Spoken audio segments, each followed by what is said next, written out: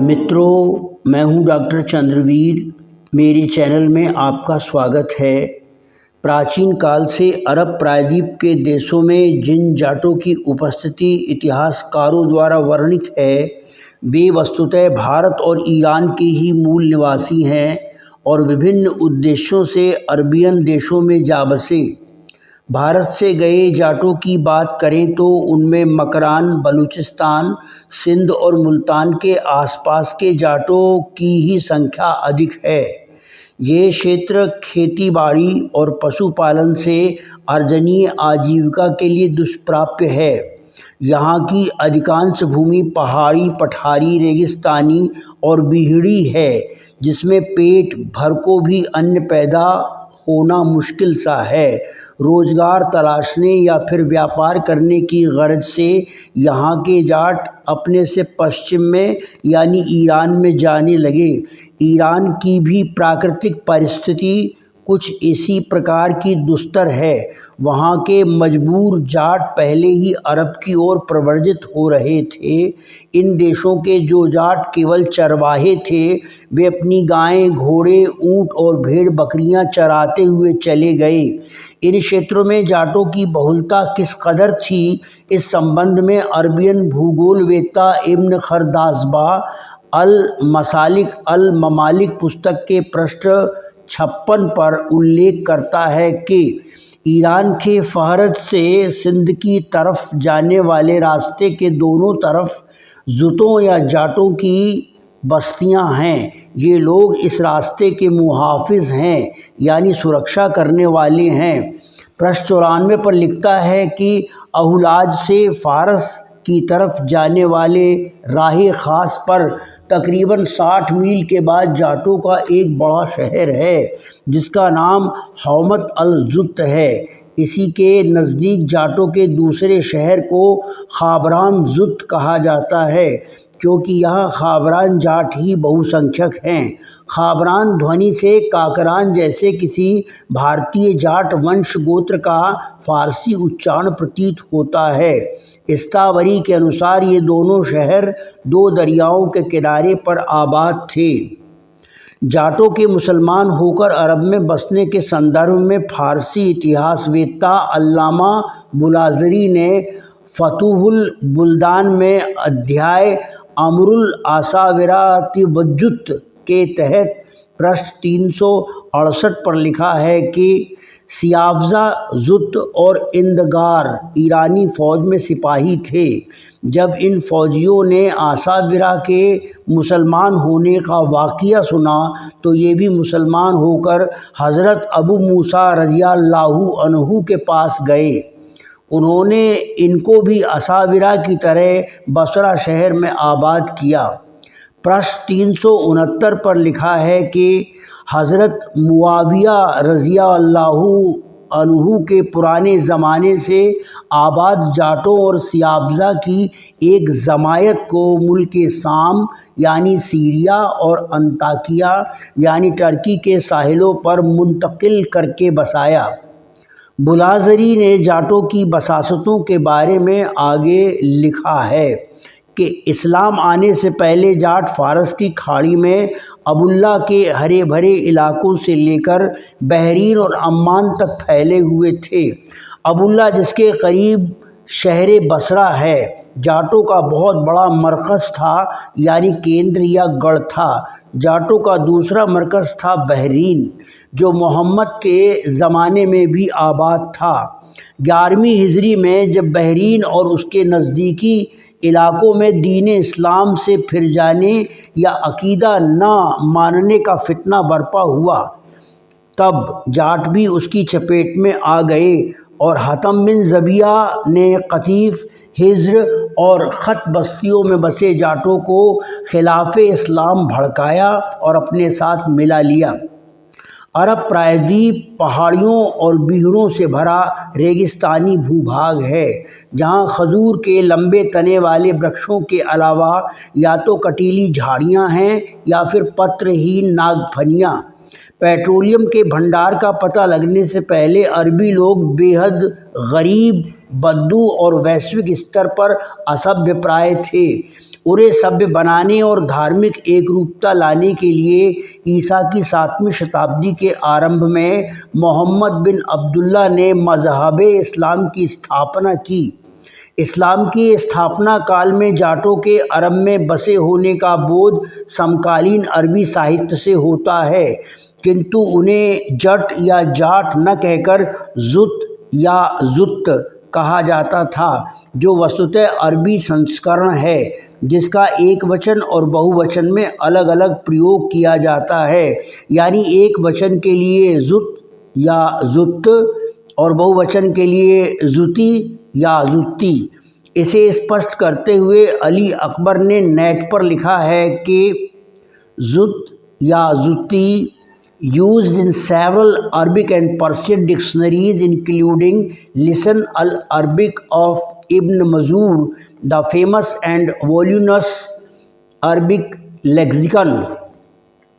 अर्थात जुत या जुत्ती कई अरबी और फारसी शब्दकोशों में प्रयुक्त अथवा वर्णित है, जिसमें इब्न मजूर द्वारा लिखित लिसन अल अरब शामिल है, जो प्रसिद्ध और विशाल अरबी भाषा का शब्दकोश है। मौलाना काजी असर मुबारकपुरी ने अरब में बसे जुत्तों या जाटों पर विशेष शोध कार्य किया है, जिससे अरब के जाटों की विभिन्न वस्तु स्थितियों का ज्ञान प्राप्त होता है। ज़फ़रुल इस्लाम उनकी ख़ास किताब है, जिसके हवाले डॉक्टर वीर सिंह ने द जाट्स पुस्तक में अंग्रेज़ी में दिए हैं। इस पुस्तक के पृष्ठ 25 और 26 पर उल्लेख किया गया है कि Jats got settlement in different parts of Arab land which was under the Persian rules in those days. The Arab geographer testified that fact that in the coastal region of the Persian Gulf from Ubulla to Bahrain they had many pockets of their population and that they engaged themselves in different kind of work including cattle breeding। अर्थात जाटों को अरब देश के विभिन्न भागों में बसाया गया, जो उन दिनों फारसी शासन के अधीन थे। अरब के भूगोलवेत्ताओं ने इस तथ्य की साक्षी दी कि अबुल्ला से बहरीन तक फारस की खाड़ी के तटीय क्षेत्रों में उनकी यानी जाटों की आबादी के कई पैकेट थे तथा वे पशु प्रजनन सहित विभिन्न प्रकार के कार्यों में लगे हुए थे। जाट और कहाँ बसे थे, इस संबंध में कहा गया है कि the Jats had settled in large number in Antioch and coastal town of Syria under the patronage of the pious and Umayyad caliphate. अर्थात जाट धर्मपरायण और उमैयद खलीफा के संरक्षण में एंटीओक और सीरिया के तटीय शहरों में बड़ी संख्या में बस गए थे। जाटों की उपस्थिति मक्का और मदीना शहरों में भी थी। फतूह बुल्दान में अल्लामा बुलाजरी का कथन है कि मक्का मुकर्रमा में जाट मौजूद थे और वहाँ के लोग उनसे अच्छी तरह वाकिफ़ थे। तिरमिज़ी शरीफ के अब बाबुल अमसाल की एक लंबी हदीस में हज़रत अब्दुल्लाह बिन मसूद रज़ियल्लाहु अन्हु ने रसूलुल्लाह सल्लल्लाहु अलैहि वसल्लम के साथ मक्का की वादिये बतहा में जिन्नों को देखा, जिनकी शक्ल सूरत चेहरा मोहरा और कद काठी उनके बयान के मुताबिक जाटों जैसी थी। अरब व हिंद अहदे रिसायत के पृष्ठ 65 और 67 पर अब्दुल फ़िदा उल्लेख करते हैं कि मदीना मुनव्वरा में बहुत पहले से जाट रह रहे थे। उनमें से ही एक जाट ताबिब था यानी हकीम था, जिसने मोहम्मद की बीबी हज़रत आयशा रज़ियल्लाहु अन्हा का इलाज करके उनके सिर से बांदी का चढ़ा हुआ जादू उतार दिया था।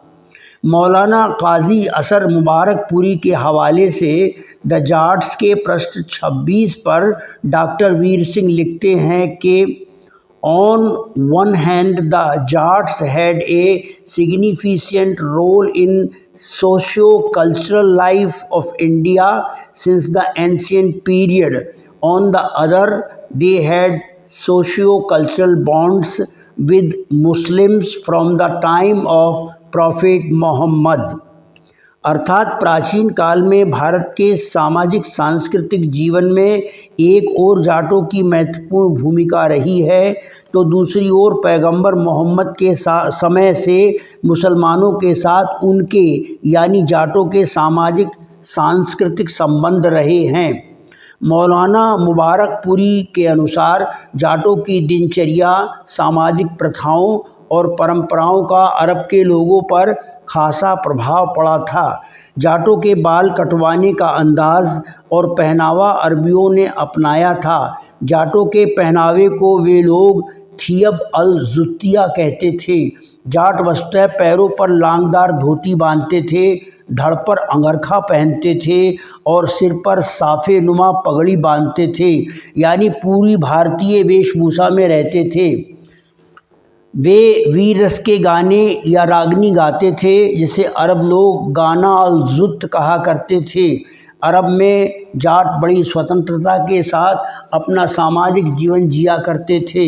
खलीफा युग में वे अपनी भाषा का प्रयोग करते थे जिसे जुत्की कहते थे। मजमा अल बहरीन में कहा गया है कि एक बार चौथे खलीफा हज़रत अली से जाटों ने अपनी भाषा में बात की थी। निष्कर्षतः ये ज्ञात हुआ कि जाट अरब प्रायद्वीप के देशों में जाकर बसे हुए थे। इस्लाम की आंधी ने उन्हें मुसलमान बना दिया। कह नहीं सकते कि उन्हें आज अपने आदि स्रोत का बोध है भी कि उनके पूर्वज हिंद और ईरानी आर्य थे और वे पारिस्थितिक कारणों से प्रव्रजित होकर भारत और ईरान से आए थे। वे चाहे अपना अतीत भूल जाएं और अपनी पहचान खो दें, परंतु उनका डीएनए, उनके जीन्स उनकी पहचान बने रहेंगे, क्योंकि धर्म तो व्यक्ति की वास्तविकता नहीं बल्कि एक धार्मिक जीवन पद्धति है। मित्रों, यदि आपको ये वीडियो अच्छा लगा हो तो इसे लाइक कीजिए, शेयर कीजिए और अगर अब तक सब्सक्राइब नहीं किया है तो चैनल को सब्सक्राइब कीजिए। पूरा वीडियो देखने सुनने के लिए आपका आभार, धन्यवाद, नमस्ते।